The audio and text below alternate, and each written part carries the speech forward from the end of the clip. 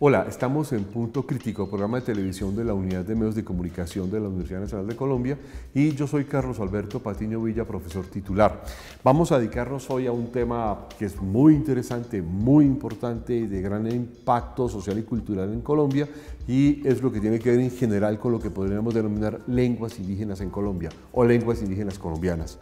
Para hablar de este tema vamos a hablar hoy, a conversar con dos profesoras expertas en el asunto, profesoras del Departamento de Lingüística de la Universidad Nacional de Colombia en la sede de Bogotá, y ellas son la profesora Olga Ardila. Profesora Ardila, muchas gracias por acompañarnos en Punto Crítico. Gracias, profesor, por la invitación. También nos acompaña la profesora Ana María Ospina Bozzi. Profesora Ospina, muchas gracias por acompañarnos. Gracias a ustedes. Arranco con usted, Ana María. ¿Qué entendemos por lenguas indígenas? Bueno, las lenguas indígenas son las lenguas que se hablan por parte de comunidades que estuvieron aquí desde el principio, desde antes de la colonización, ¿no? En general, lenguas indígenas son las lenguas originarias antes de la llegada de los españoles. Profesora Ardila, ¿podríamos incluir dentro de este aspecto también el término de lenguas criollas? Sí, las lenguas criollas son el resultado de un proceso diferente. Las lenguas criollas no son originarias de América, se conformaron en un momento determinado a partir de la llegada de esclavos a América. Las lenguas criollas no son como las demás lenguas, es decir, no son el resultado de un proceso de evolución, sino que se conforman por circunstancias específicas en un momento específico. ¿Cuál es el panorama de las lenguas indígenas hoy, profesora Ospina? Bueno, realmente tenemos un conocimiento bastante limitado de la situación actual de las lenguas, pero tenemos la idea de que existen por lo menos 65 lenguas indígenas, 2 lenguas criollas, la lengua romaní y las lenguas de señas colombianas, pues además de las múltiples variedades del español y algunas lenguas extranjeras que se hablan también en nuestro país. Tú dices 65 lenguas, yo creo recordar que hace 2 décadas se hablaba de unas 80, 88 lenguas. ¿Han desaparecido o hay una forma distinta de mirarlas? No, tal vez se habla de 85 pueblos, ya, pero de las lenguas más o menos 65, y ese número va creciendo en la medida en que hay pueblos que van reivindicando lenguas como propias. Ya. ¿Cuáles son las principales, podríamos decir, lenguas o familias lingüísticas? Pues nosotros tenemos lenguas indígenas a lo largo de todo el país, ¿verdad? Digamos que ¿cuáles serían las principales? ¿Usted quiere que le hable de las que tienen más hablantes o bueno, qué serían las profesora principales? Ardila, usted es la experta, dígame cómo lo definimos. Sí, no, yo creo que pues todas las lenguas son igualmente importantes, pero digamos que hay lenguas que han tenido de pronto más relevancia por su número de hablantes, digamos como el Wayuunay, como el Nasayuwe, por ejemplo. Son lenguas que tienen más hablantes. Hay lenguas muy pequeñas, ¿no?, que tienen 3 o 4 hablantes, que están ya en proceso de desaparición.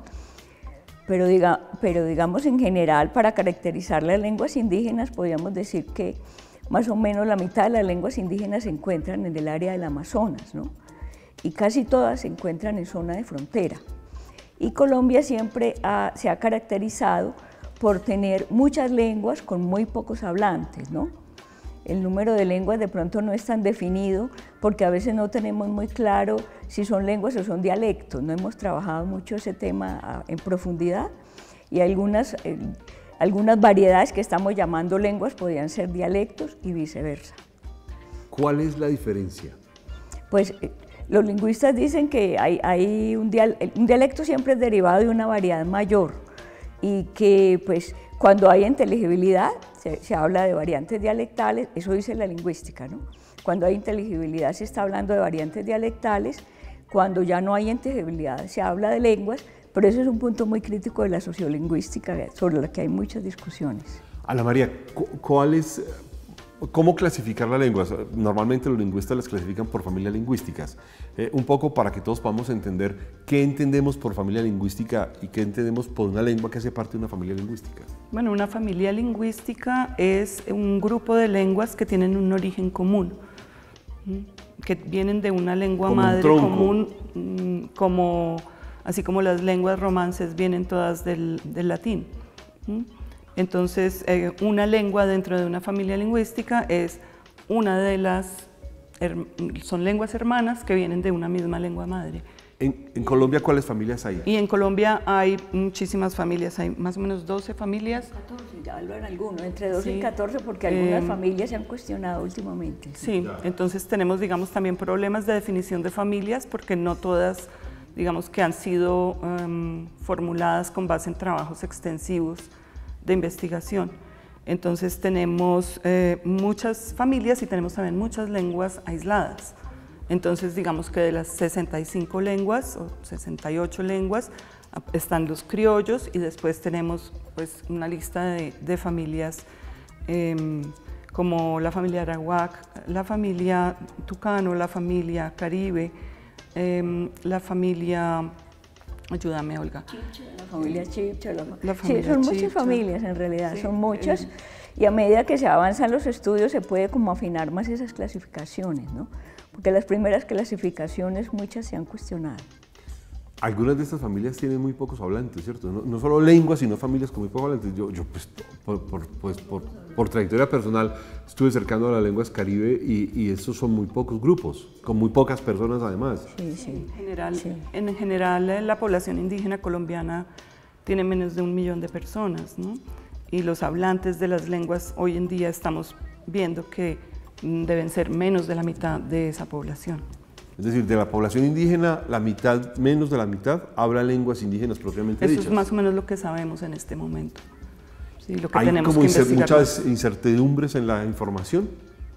Sí, porque, bueno, primero los censos de población no nos han dado mucha información sobre la vitalidad de las lenguas.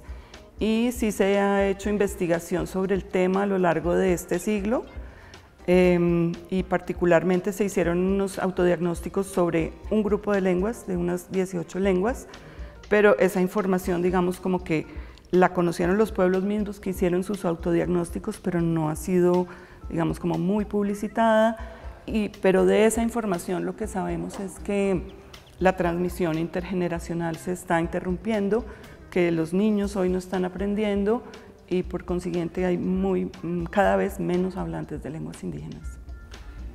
Se supone que la Constitución de 1991 garantizaba el derecho y casi que se volvió un derecho casi que obligatorio a la enseñanza, por ejemplo, de lenguas indígenas a las comunidades indígenas. ¿En qué estamos frente a eso? Bueno, la Constitución tiene muchas ventajas con respecto a las poblaciones indígenas y a las lenguas también. Digamos que uno de los desarrollos de la Constitución fue la Ley 1381 de 2010, que es llamada Ley de Lenguas. Es una ley que busca proteger y fortalecer las lenguas nativas en general, incluyendo no solo las indígenas, y la dificultad de esta ley es pues su implementación, ¿no? Entonces estamos, digamos, como trabajando en eso. Yo creo que Olga puede comentar más sobre Sí, un poco, pues la ley de lenguas pretendió como aplicar de verdad lo que decía la Constitución, porque a veces las leyes no se aplican, ¿no es cierto? Tienen como un valor de discusión nomás, ¿no? Claro. Se quedan ahí. Entonces la ley de lenguas pretendió aplicar los derechos lingüísticos, hacer los diagnósticos de las lenguas. Lo que pasa es que la ley de lenguas, que ya tiene 9 años, tampoco ha sido que haya cambiado mucho la situación de los pueblos indígenas ni de las lenguas. ¿Por qué no lo ha cambiado? Porque muchas de lo que dice la lengua no se ha aplicado, ¿no? Porque es necesario que haya una voluntad política muy fuerte para aplicar esa ley, para implementarla. Es un trabajo enorme que requiere muchísima formación de recurso humano y entonces digamos que eso requiere mucha planeación y mucha ejecución y mucho dinero. Muchos están en manos del Ministerio de Cultura, que es el que está gestionando todo eso, y a veces pues el Ministerio de Cultura tiene como demasiadas cosas pendientes a otros niveles y las lenguas étnicas pasan como a un segundo plano. Demasiadas cosas con poco dinero en el Ministerio de Cultura. Con muy poco dinero y muy poco reconocimiento, ¿sí? Y pues entonces hay otras cosas que son prioritarias y las lenguas indígenas no son el tema. ¿Y las comunidades se han empoderado de sus lenguas? O sea, cuando digo empoderado es, ¿han logrado armar alguna digamos, reclamo mucho más contundente y serio frente al Estado, o estos han sido reclamos muy débiles? Yo creo que sí, y justamente por eso es que tenemos una constitución que reconoce a los pueblos indígenas y a las lenguas indígenas, y por eso también tenemos una ley de lenguas, y por eso también se hicieron los autodiagnósticos que se hicieron a principios de siglo, porque fueron las mismas organizaciones indígenas las que, preocupadas por la situación de las lenguas, impulsaron en los territorios el inicio de estos procesos. Entonces yo creo que los pueblos indígenas sí se han apropiado de esto y son precisamente quienes han impulsado lo que hay. Lo que viene ahora, lo que tendría que estar pasando desde hace ya varios años, pero que es necesario fortalecer cada vez más, es ese trabajo para que, como dice Olga, la ley no sea solamente una cosa en el papel y nada más que no se cumple. Yo quiero insistir en esto. ¿Cuáles son las comunidades que, por ejemplo, han logrado armar emisoras? ¿Hay algunas comunidades que tengan emisoras con lenguas indígenas? Porque creo que hay algunas en regiones como el Cauca o en la costa atlántica. Sí, hay algunas emisoras, los Wayunaiki también tienen emisoras. Los wayús son muy fuertes. Sí, el pueblo creol tiene una emisora permanente, ¿no? Ahora. Los creol. Los creol son los sanandresanos. Los sanandresanos, que llaman ellos los raizales, que se llaman a sí mismos raizales. ¿Pero eso es una lengua criolla o es una lengua indígena? Ella es una lengua criolla, no son lenguas criollas. Y ellos reivindican unos derechos. ¿Hay un solapamiento ahí entre lenguas indígenas y lenguas criollas? Por ejemplo, en los creol sanandresanos ¿hay un solapamiento? En los criollos colombianos no, hay otros sitios donde las lenguas indígenas y las criollas han tenido contacto y eso ha producido algún resultado. En Colombia no, porque ellos están como separados, ¿no? Ya. Los criol de San Andrés pues están allá y los palenqueros están cerca de Cartagena, pero no están en contacto con comunidades indígenas. Entonces no ha habido ningún tipo de relaciones de ese orden. Son muy diferentes en realidad. En esa dirección, Ana María, por ejemplo, la producción bibliográfica sobre lenguas indígenas en Colombia ha sido reconocida, es amplia o es pequeña, sigue siendo muy limitada. Sigue siendo pequeña. Hubo, digamos, en los años 80 y 90 grandes esfuerzos por describir las lenguas indígenas y se hicieron descripciones más o menos de unas 50 lenguas. Hubo esfuerzos en descripción en varias universidades. Sin embargo, ese proceso, digamos que no siguió muy fuerte. Hoy en día no hay tanta descripción. Hoy en día se está trabajando más en investigación sociolingüística.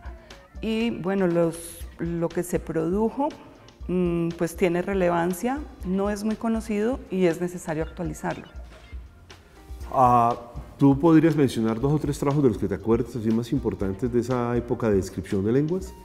Bueno, en el año 2000 salió un libro de lenguas de Colombia, una visión descriptiva que lo publicó El Caro y Cuervo, en el que participaron muchísimas personas que estaban trabajando desde los años 80 en las lenguas indígenas de Colombia. Ese digamos que es como un material básico, grande, voluminoso, que tiene en cuenta pues como toda la dimensión del asunto. Por el otro lado, pues el Centro Colombiano de Estudio de Lenguas Aborígenes publicó descripciones de algunas de las lenguas que se estudiaron. Aquí en la universidad no hubo propiamente publicación de descripciones, pero sí de diagnósticos sociolingüísticos, de algunos trabajos de grado que se hicieron. Revistas, hay mucho. Y bueno, las publicaciones de... Y en la actualidad pues hay una serie de trabajos de tesis de doctorado, ¿no? Últimamente se están haciendo tesis de doctorado sobre eso. Han ido avanzando, ¿tenemos doctorado en lingüística? No tenemos, no. Aquí en la universidad no. No, el único doctorado en lingüística está en la Universidad de Antioquia. ¿Ah, sí? Pero no ha habido mucho en lenguas indígenas. Y la Universidad de los Andes había avanzado mucho en los 80s y los 90s también en trabajos de lingüística. Sí, hubo una maestría en descripción de lenguas indígenas, pero eso lamentablemente se vio truncado. Que había contado con un apoyo de Francia en su momento. Exactamente, sí. Y llegó a un punto y hasta ahí llegó. Sí. En el país se han publicado novelas, cuentos, o se han hecho, más allá de programas de radio, ¿se han publicado textos en lenguas indígenas? Sí, eso es un trabajo que se ha hecho el Ministerio de Cultura, publicar textos, publicar manuales, cosas así como ilustrativas, sí, sí. Se ha hecho colecciones, poetas indígenas. ¿Recuerdas? ¿Podrías citar algunos? ¿Que sí, recuerdes? pues así de nombre no les sabría decir, pero hay colecciones que se han trabajado. El Ministerio de Educación también ha hecho trabajos en ese campo, sí. Por ejemplo, tuvo una serie que se llamaba Territorios Narrados. Territorios Narrados era como historias de distintos grupos, o sea, sí ha habido trabajos. Y materiales que se supone que pues, deberían servir para aplicarlos al campo de la educación. Recientemente recientemente, los últimos 3 o 4 años han aparecido 1 o 2 películas que han tenido un éxito importante y que han narrado, que incluso una de ellas fue narrada en lenguas indígenas. Sí, sí, y hay más, ¿no? Por ejemplo, hay una película toda en wayú, que se llama La Eterna Noche de las 12 Lunas, muy linda, toda hablada en wayú, que narra el rito de iniciación de las niñas. La película está toda en wayú y con subtítulos. Está también una película Paporis, muy bonita también, que se basó en ese libro que se llama El Río, y la famosa película del Abrazo de la Serpiente, que claro, es la que todo el mundo conoció más, ¿no? Pero hay más cosas, sí. ¿Qué impactos han tenido estas películas, por ejemplo, Ana María?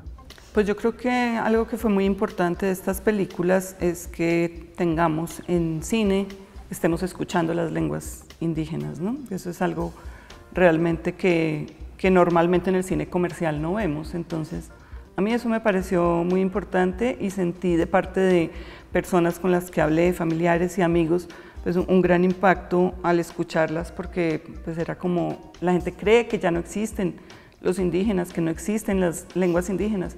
Todavía, a pesar de mucha promoción que se ha hecho, todavía hay personas que creen que eso ya no existe. Pero si están ahí, es evidente. Claro. Bueno, no sé si es que es evidente para algunos de nosotros, pero están ahí. Para quienes trabajamos en esa área es muy evidente, pero quizás para otras personas no. Creo que nos hace falta mucho trabajo en la educación básica y primaria para que los niños conozcan la realidad de este país. ¿Cómo se siente nuestro departamento de lingüística, digo, nuestro departamento de Universidad Nacional de Colombia frente a todo este panorama del país? Pues nosotros, yo creo que nos falta hacer más. De todas maneras, la maestría sigue trabajando en ese campo, tiene una línea en ese campo y los estudiantes reciben alguna formación en ese campo. Hemos tenido también en muchas ocasiones estudiantes indígenas que han terminado su carrera y que han ido a trabajar a sus comunidades. En esa medida, pues, tenemos un estudiante, un profesor indígena que ha estado siempre en el departamento, Eudocio Becerra, que ha apoyado mucho, que él es huitoto, que ha apoyado mucho, digamos, esos desarrollos. Enseñamos lenguas indígenas en el departamento, también hay cursos de lenguas indígenas, o sea que pues las lenguas indígenas sí tienen una presencia, pero yo pienso que deberíamos hacer mucho más.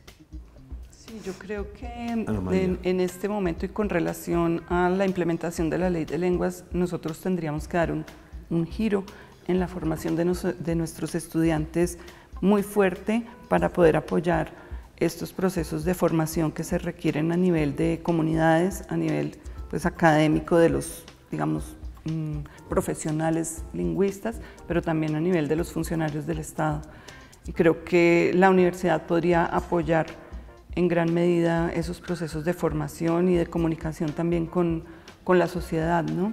Yo creo que la universidad tendría, incluso la Ley de Lengua lo dice, que las universidades públicas deben tener un papel muy preponderante en el manejo y conservación de las lenguas indígenas. ¿Y qué papel hemos tenido en la etnoeducación? Desde el Departamento de Lingüística. Y desde la universidad en general. Bueno, yo creo que digamos, en la época más descriptiva de la lingüística, los lingüistas trabajaron muy de la mano con las comunidades en la formación de currículos, en la producción de materiales didácticos. Hoy en día me parece que estamos un poco más, que se ha hecho menos y que se debería hacer mucho más. Como un poco más dispersos. Sí. Más como iniciativas individuales, sí. Pero sí tenemos, por ejemplo, egresados trabajando en educación indígena en otras zonas y cosas así. Podríamos hacer mucho más, yo creo, deberíamos hacer. No quisiera perder, Olga, nos quedan pocos minutos, un panorama que sugeriste al principio y que yo preguntaba, que era el tema de las lenguas criollas. Bueno, si hablamos de 65 lenguas indígenas y de más o menos 12 familias lingüísticas, ¿de cuántas lenguas criollas estamos hablando? Nosotros tenemos 2 lenguas criollas en el país, una lengua que llaman creol, que es la lengua de San Andrés y Providencia. Esa lengua es compartida con otros países por ejemplo, en Jamaica, en Nicaragua también se habla el creol. El palenquero, sí es una lengua muy pequeña que se habla en San Basilio de Palenque, en un municipio muy cerca de Cartagena, y es una lengua en un estado pues muy de precariedad porque tiene pocos hablantes. Sin embargo, ha despertado mucho interés porque Palenque de San Basilio es el único palenque que subsistió. Y luego quedan muy pocas lenguas criollas de base léxica española. El creol creo que ya tiene producción bibliográfica y todo. Sí, pues sí, de pronto ha despertado mucho más interés el palenquero y hay mejores estudios sobre el palenquero. Ambas lenguas ya tienen sistemas básicos de escritura, pero por ejemplo el creol muy poco espacio tiene todavía en la educación y debería San Andrés tener un espacio más importante. ¿Y tiene poco espacio por preponderancia del español o incluso del inglés? El inglés ya poco se habla en San Andrés, sin embargo ellos consideran que se debería hablar inglés y que es más importante el inglés y que si había educación bilingüe muchos consideran que debía ser español-inglés y no todos están de acuerdo en que el creol vaya a la escuela ni se escriba, porque ahí hay como unas 2 corrientes muy enfrentadas, los que están a favor de la lengua y los que están a favor del inglés. ¿Dentro de los mismos sanandresanos? Entre los sanandresanos, y eso ha dificultado mucho los avances. Decías ahora, Ana María, que además en las corrientes de las que hablamos, lo que llamamos español, en Colombia hay variaciones dialectales regionales. Claro, en todas las lenguas hay variaciones, ¿sí? Y en Colombia pues tenemos ejemplos claros, el costeño, el paisa, el bogotano, el pastuso, el llanero. Cada una de las regiones de Colombia tiene una manera particular de hablar. Esos son dialectos del español colombiano. Tenemos también otra cosa que llamamos el español de contacto, que es un poco el español que hablan los indígenas. Por ellos son hablantes de español en su mayoría de los casos como segunda lengua y es un español que está pues de todas maneras permeado por las lenguas, ¿no? Entonces le llamamos a eso un español de contacto, que poco lo hemos estudiado pero que es muy interesante. En este panorama de las variaciones dialectales de las lenguas criollas o del español, ¿el Caricuervo qué papel juega? El Instituto Caricuervo. Bueno, eso tendrías que entrevistarlos a ellos. Pero no tenemos un panorama general porque yo le cuento un poquito. El Caricuervo, como yo creo que usted sabe, que el Caricuervo fue un gran instituto de investigación. Hizo investigaciones en español muy importantes, por más que pues, entre sus objetivos no estaba el estudio de las lenguas indígenas. Más adelante creó un departamento de lenguas indígenas y ha hecho avances muy importantes en lenguas indígenas. Hoy en día el Caricuervo está como en una etapa nueva y está interesado como en hacer muchos programas de muchas cosas. En este momento tiene como 5 maestrías, pero yo diría que eso pues, ha cambiado un poco la perspectiva de un centro de investigación y ha sido más como de vender servicios. O sea, el Caricuervo está como en otra etapa en este momento. En otra etapa, están muy interesados por enseñar español, trajeron inclusive profesores de España, ahí en el Caricuervo, ellos tienen muchas variación dialectal. Muchas relaciones con el Instituto Cervantes, tienen ellos, y están muy interesados en difundir el español, etcétera, pero no hay, perdió como su carácter de centro de investigación, yo diría. Muy había sido muy determinante hace 20 años. Claro, muy importante. Yo creo que nadie en ciencias humanas tenía nada parecido al Instituto Caricuervo. A cualquier biblioteca del mundo que uno fuera, uno encontraba las publicaciones del Instituto Caricuervo. Hoy en día ellos siguen publicando, pero casi que no son mucho trabajo de ellos, sino trabajos que se hacen en otros lados, ¿no? Y no tienen ese gran equipo de investigación que tenían antes y perdieron, digamos, investigación sobre el español no se está haciendo, que era su norte, ¿no? Que era su norte. Ana María, ¿somos optimistas o pesimistas en el panorama de lo que sigue a lenguas indígenas? Pues yo soy optimista en el sentido en el que hay muchas personas jóvenes hablantes de lenguas indígenas o hijos de hablantes de lenguas indígenas que quieren volver a usar estas lenguas. Y pues si hay ganas de hablar, hay hablantes. Se habla. Pues bueno, hemos llegado al final de esta emisión de Punto Crítico con este tema tan fascinante sobre las lenguas indígenas, con un pequeño capítulo sobre las lenguas criollas. Muchas gracias a Ana María Ospina por acompañarnos en Punto Crítico. Gracias a ustedes. Muchas gracias a la Olga Ardila por haber estado con nosotros. Muchas gracias por la invitación. Y los esperamos en una próxima emisión. Muy amables.